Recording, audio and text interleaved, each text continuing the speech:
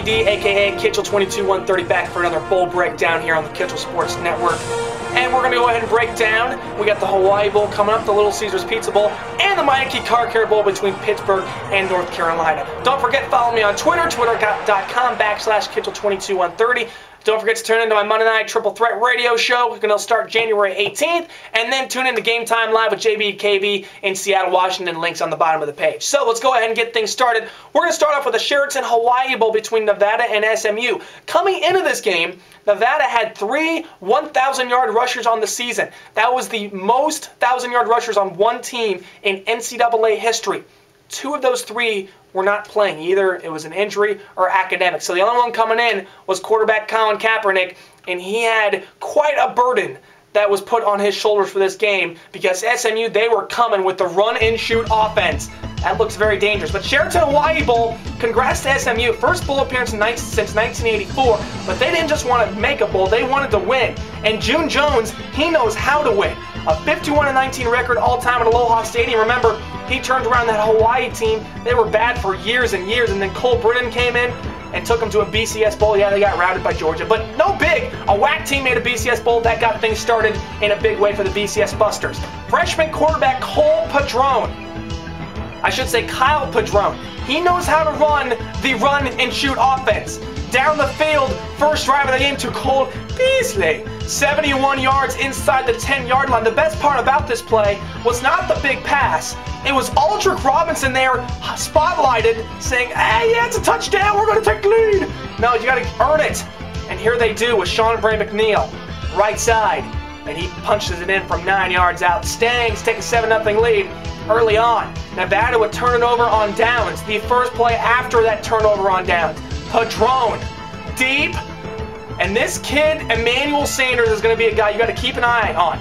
NFL scouts raving about his ability to possibly play on the next level. So they get it down inside the 5. Next play, give it to Sean Bray McNeil. Second touchdown of the game for him, 14-0 SMU.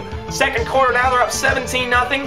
Padron, shovel pass, McNeil. Nice little play there on the run-and-shoot offense. 15 yards. Don't forget, this is Nevada, and they have the second worst passing defense in the country. So it's not like SMU was going up against a powerhouse D. But Emmanuel Sanders, look at the moves on the kid. Fighting his way into the end zone for the touchdown. SMU's up 24-0. And look at the freshman sacrifice the body for the betterment of the team. He only picked up 4, but that would move him ahead just a little bit more and set him up for this. Padron rolling out, finding Cole Beasley, but look at the footwork there from Beasley. Gets the left foot inbounds, just hops it back in, and then just for good measure, he wants to play in the NFL, so get that right foot in as well. SMU runs away with it, 45-10, the final score. And June Jones and Kyle Padron, 2 guys that are shooting up maybe the radar in Conference USA. 8-5 this season. They were 1-11 last year. The most improved team in the FBS. But June Jones, he's done this before. In 1998, he came into Hawaii. They were 0-11, 99. He took them to the Aloha Bowl and they won it. And they finished 9-4. So this is it's just a new dance for June Jones. Move ahead to the Little Caesars Pizza Bowl, Marshall, Ohio. Congratulations, Sarah Thomas, first woman to ever officiate a bowl game. Into the first quarter, Andre Booker turning on the turbo and takes it to the barn. 58 yards for the touchdown. Marshall at that point were up 14-0. Now they're up 21-0 here in the second quarter when Darius Marshall, fabulous player for the Herd, coughs it up. And Johnny on the spot, Shannon Ballard. See you later. He's a part of the Gone Network. 76 yards for the touchdown. That was an important 6 points for Ohio.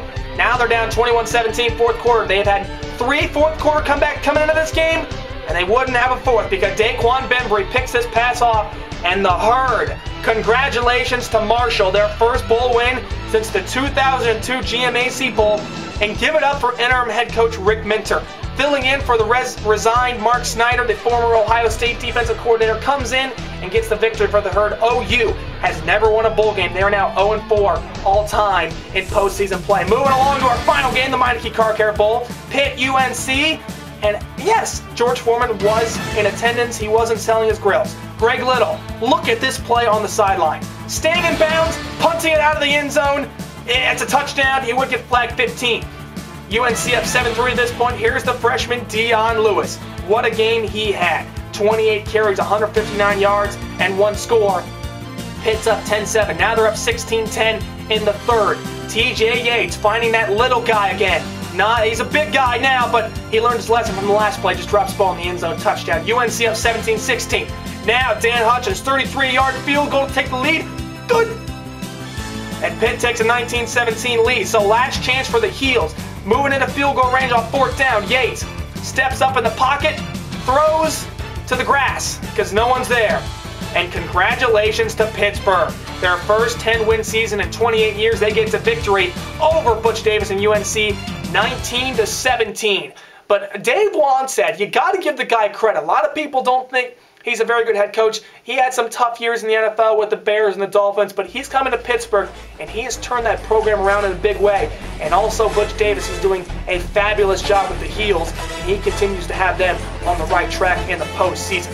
So Dion Lewis, he's a guy that I really like to watch for Pittsburgh, just a freshman. So he'll be back next year, and he'll be doing big things for the Panthers and Dave Wannstedt. So that's all the bowl games that we have for this breakdown. I'll be back once again with the next set of bowl games here on the KITCHEL Sports Network. Until then, happy holidays and a happy new year to all of you. See you guys later.